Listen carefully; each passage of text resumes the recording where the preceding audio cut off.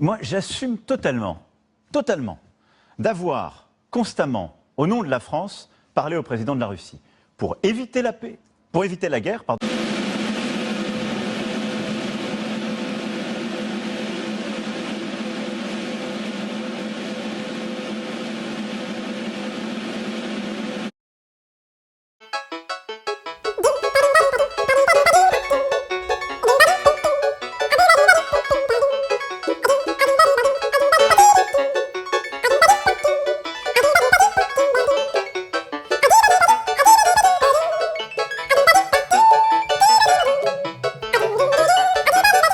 Dans un monde où il y a le nouveau et l'ancien.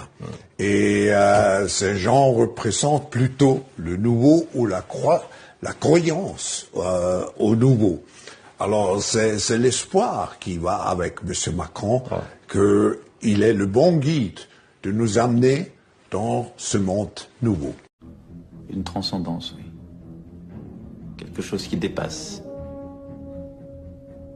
Qui vous dépasse, qui vous a précédé et qui restera. Ou alors je serai un être extrêmement complexe, voire pervers. C'est plus dur de le réinventer quand tout n'a pas été détruit. Vous dites, ce type de bois ne brûle pas comme ça. Bah non. Vous savez, du chêne qui a 800 ans, c'est très dur. Essayer d'en faire brûler, enfin moi j'ai jamais essayé. Mais du vieux chêne...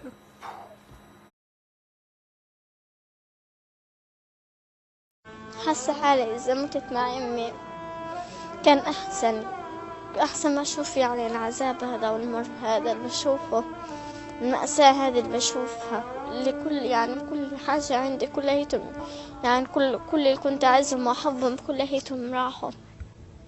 And we are just now where we move into the exponential phase. And I agree. Artificial intelligence, but not only artificial intelligence, but also the metaverse, new space technologies, and I could go on and on, synthetic biology. Our life in 10 years from now will be completely different, very much affected, and who masters those technologies in some way will be the master of the world.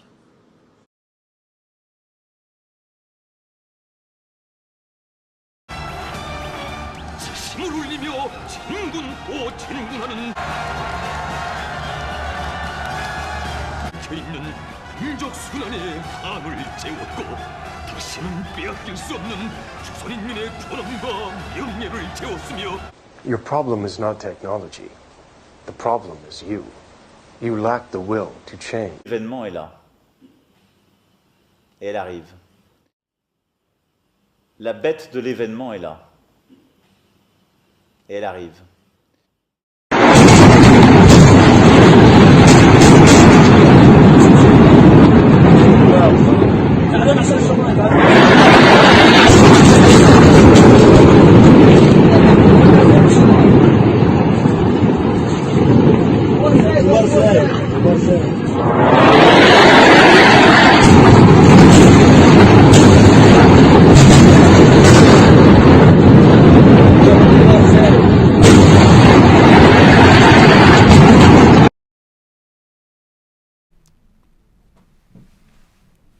Alors, le monde consacre beaucoup de temps et d'importance à étudier ce qui est en train de se passer dans le domaine de l'intelligence artificielle, parce qu'il y a quelques mois, Microsoft a ouvert au public son intelligence artificielle qui s'appelle ChatGPT et qui a montré à quel point on avait des raisons d'être inquiets, puisque d'une part, cette intelligence artificielle, elle donne des réponses qui peuvent donner à des personnes l'impression que c'est un homme qui leur parle, un humain qui leur parle.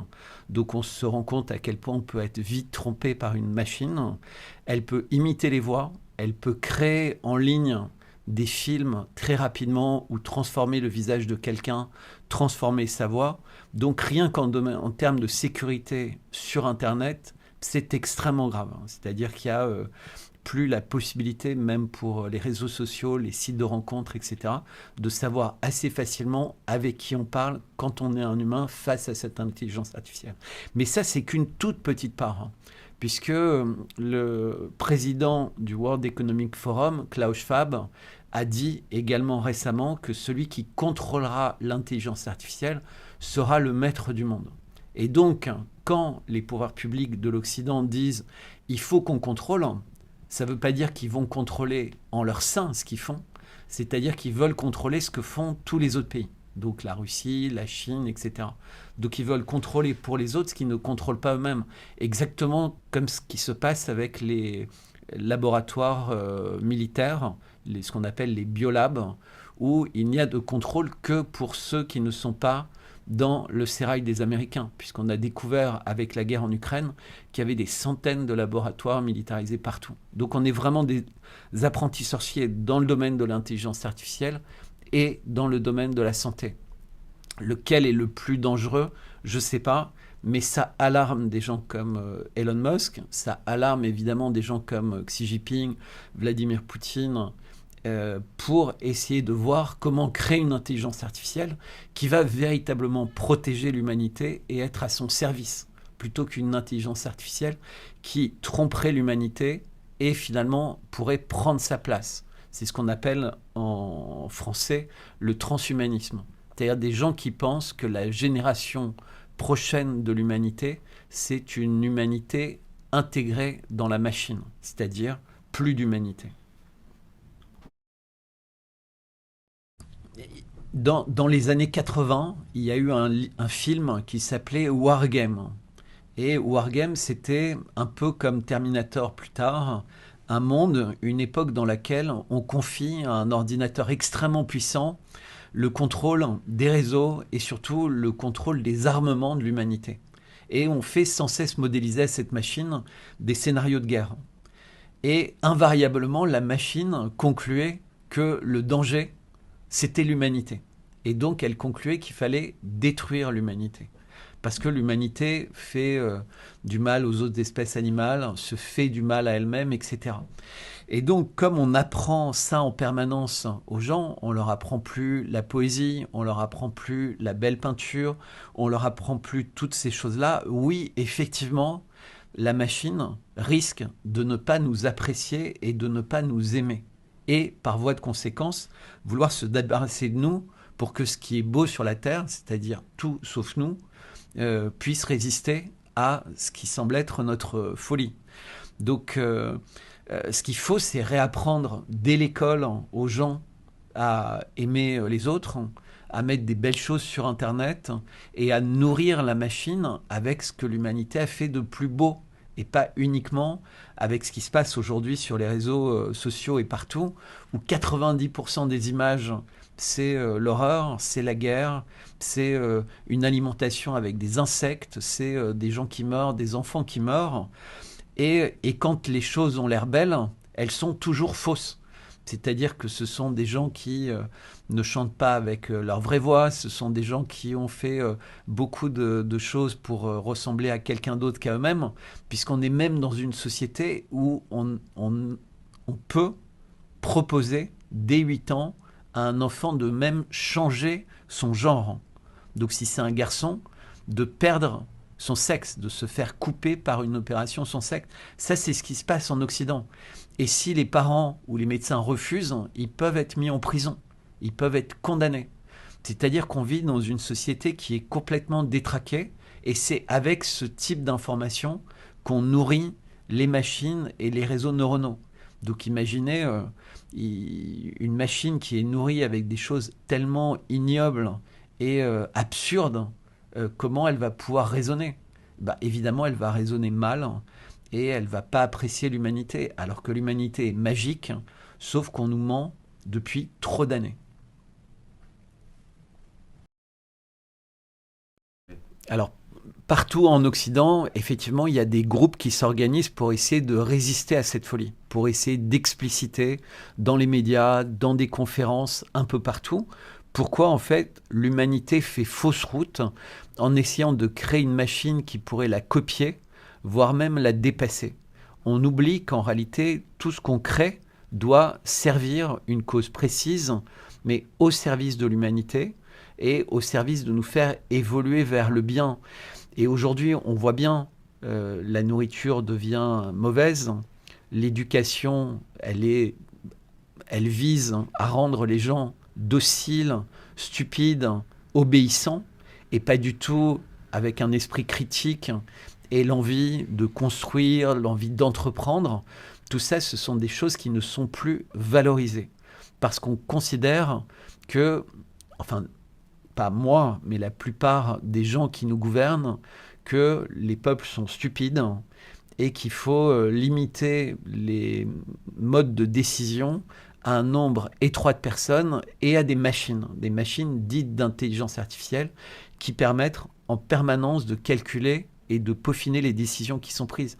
Il faut savoir qu'en ce moment, dans tous les conflits partout dans le monde, l'essentiel des décisions qui doivent être prises en temps réel sont prises par des machines. Ce ne sont plus des décisions qui sont prises par des hommes. Tout ce qui est attaque avec des essaims de drones, réaction pour des missiles, les chars, etc., etc. En fait, la place de l'homme est de plus en plus limitée. Et à un moment, elle deviendra quasiment obsolète, puisqu'on voit bien le nombre de drones aériens et terrestres ou maritimes qui sont mis en œuvre. Et ça a l'air d'être inéluctable.